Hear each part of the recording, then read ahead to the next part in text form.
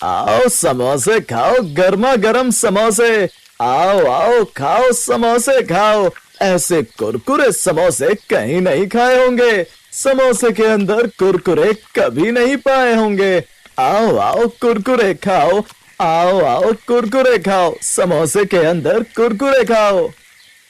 माधव ऐसे ही कुरकुरे समोसे बेच रहा होता है कि तभी उसके पास पिंकी नाम की एक छोटी सी लड़की आती है और कहती है, अंकल, क्या ये बात सच है कि आपके पास कुरकुरे समोसे मिलते हैं? मुझे तो कुरकुरे खाना बहुत अच्छा लगता है।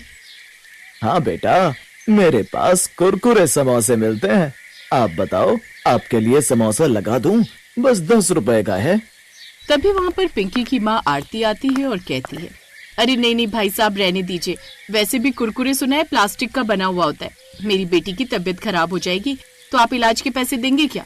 हमें नहीं खाने आपके कुरकुरे समोसे। माधव ये बात सुनकर बिल्कुल भी परेशान नहीं होता और हंसते हुए आरती को जवाब देता है, अरे बहन जी, आप बेकार में क्यों परेशान होती हैं? भले ही मेरे समोसे कुरकुरे समोसे हैं, लेकिन ये वो कुरकुरे नहीं हैं जो बाजार में मिलते हैं। ये कुरकुरे मेरी पत्नी घर पर बनाती है। अब माधव ये बोलकर एक समोसा आरती को भी देता है।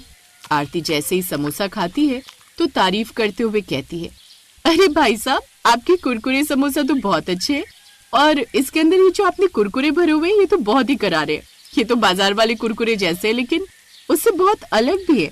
आखिर ये सब आपने सोचा कैसे? माधव गांव के अंदर समोसे का ठेला लगाया करता था, लेकिन उसके समोसे ठंडे हो जाया करते और कभी कभी आलू खराब हो जाते। आज भी वो घर आया। क्या बात है जी, आज भी आप बहुत ज्यादा उदास लग रहे हैं। लगता है आज भी ज्यादा अच्छी कमाई नहीं हुई है। पूरे दिन में सिर्फ 5 समोसे बिके हैं। सिर्फ 50 रुपए की कमाई हुई है। इतने का तो हमने सामान लगा दिया होगा। पूरा दिन धूप में घूमो वो अलग, ऊपर से जो बचे हुए आलू थे वो भी खराब हो गए। कोई बात नहीं जी, दुख के दिन है, आज नहीं तो कल बीत ही जाएंगे। वैसे भी परमात्मा अच्छे दिन दिखाने से पहले बुरे दिन दिखाकर परीक्षा लेता है। आप समझिए कि वो भी हमारी परीक्षा ही ले रहा है। ऐसी कौन सी परीक्षा है जो खत्म ही नहीं हो रही?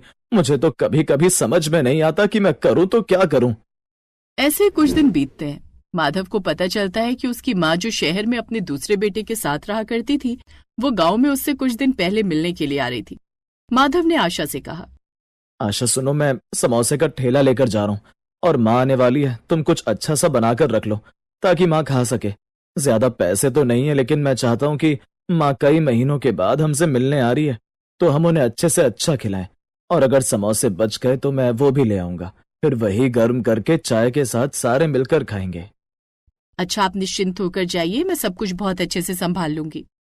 अब आशा ने चावल को पीसकर उसे पानी में बाहर रखा और धूप में सुखा दिया और उसमें कई तरह के मसाले मिलाकर घर के कुरकुरे तैयार कर लिए। शाम को माधव और आशा की सास आ गए आप सब लोग, चलिए हाथ मुंह धो लीजिए, मैं चाय नाश्ता लगा देती हूँ। आशा ने सब लोगों के लिए अपने हाथों के बने हुए चावल के कुरकुरे रख दिए, जिसे खाकर उसकी सास ने कहा, अरे वाह बहू, ये चावल के कुरकुरे तो बहुत शानदार लग रहे हैं। खाने में कितने अच्छे हैं और मसालेदार भी कितने हैं। चाय के साथ ये खाकर मजा आ गया। सच में आशा, तुमने तो दिल जीत लिया। अगर तुम्हें इतनी बढ़िया चीज बनानी आती थी तो अब तक बनाई क्यों नहीं? आज आपने बताया कि माँ जी आ रही है, बस इसलिए इसी खुशी में बना दिए। आप भी तो माँ जी के लिए समोसे बनाने वाले थे, आपने बनाए क्यों नहीं? माधव निराश हो जाता है और आशा और अपनी माँ को कहता है, क्या बताऊं माँ, आशा, समोसे फिर से बनाने के बारे में सोचा, लेकिन तब तक आलू खराब हो गए थे। अब मैं समोसे कैसे बनाता? माधव की माँ ने जब ये बात सुनी तो उसके बाद आशा और माधव से कहा, अरे माधव, तू किस जमाने में जी रहा है? आजकल तो गली गली में अलग अलग तरह के समोसे मिलते हैं, जैसे आलू का समोसा, पनीर का समोसा, गोभी का समोसा, चॉकलेट समोसा।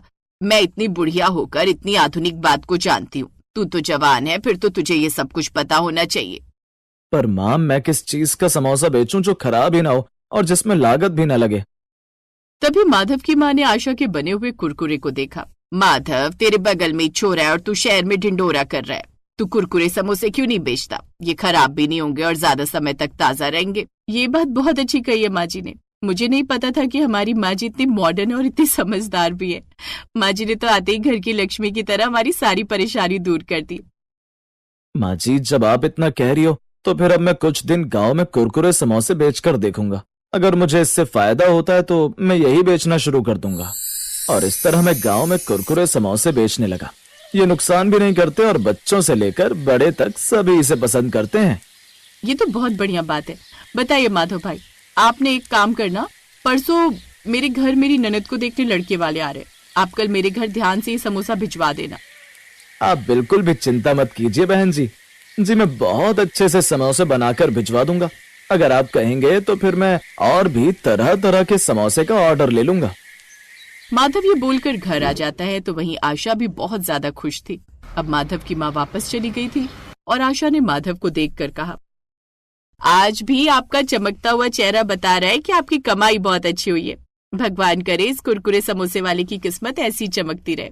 तभी माधव के घर के बाहर एक गाड़ी आकर रुकती है और उसमें से किशोर नाम का एक आदमी उतरता है और कहता है, ये माधव जी का घर है। मुझे उनसे कुछ जरूरी बात करनी थी। हाँ मैं ही माधव हूँ। बताइए क्या हो गया? आपने अपनी माँ के हाथों कुछ समोसे बांधकर शहर भिजवाए थे। मैं उनकी सोसाइटी में रहता हूँ। दरअसल मैं पैक्ड नाश्ते का व्यापार करता हूँ और मुझे आपके कुरकुरे समोसे का आइडिया बहुत अच्छा लगा। मैं चाहता हूँ कि आप हमें भी छोटे साइज के कुरकुरे समोसे सप्लाई करें, जिसमें मैं अपनी कंपनी की पैकिंग करके मार्केट में सप्लाई करना चाहता हूँ। ये तो बहुत अच्छी बात है। मैं इस काम के लिए तैयार हूँ, लेकिन मैं अपना गाँव छोड़कर नहीं जाऊंगा क्योंकि मुझे अपने गाँव से बहुत ज्यादा प्यार है। आप बिल्कुल भी चिंता मत कीजिए। मैं यहीं आसपास कोई किराए का गोदाम देखकर आपका काम शुरू करवा देता हूँ। इसी बहाने आपके गांव के लोगों को रोजगार भी मिल जाएगा। आपका बहुत बहुत शुक्रिया भाई साहब। आपने तो हमारे गरीब परिवार की किस्मत को ही बदल कर रख दिया। मैं भी अब से इनकी पूरी मदद किया करूंगी कुरकुरे समोसे तैयार करवाने में। ठीक है बहन जी, ठीक है भाई साहब, मैं चलता हूँ, बहुत काम बाकी है। किशोर ये बोलकर अब एक चेक देकर चला जाता है। माधव वो चेक देखकर बहुत खुश होता है। तो वहीं उस दिन के बाद उनकी किस्मत पूरी तरह बदल जाती है। अब माधव ने किशोर के साथ पार्टनरशिप में काम शुरू कर दिया था और उसके कुरकुरे समोसे बनाने के लिए गांव के कई लोगों को रोजगार भी मिल रहा था। एक दिन फैक्ट्री के अंदर, माधव भाई तुम्हारा बहुत बहुत शुक्रिया।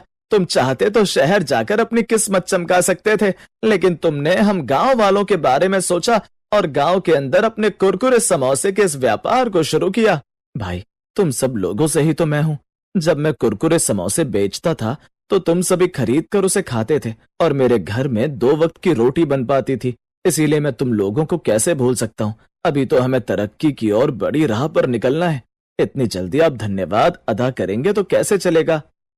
अब माधव ऐसे ही गांव के अंदर अपनी भी एक छोटी सी दुकान डाल लेता है, जहां पर वो कुरकुरे समोसे बेचा करता और बचा हुआ सारा माल वो किशोर को सप्लाई किया करता।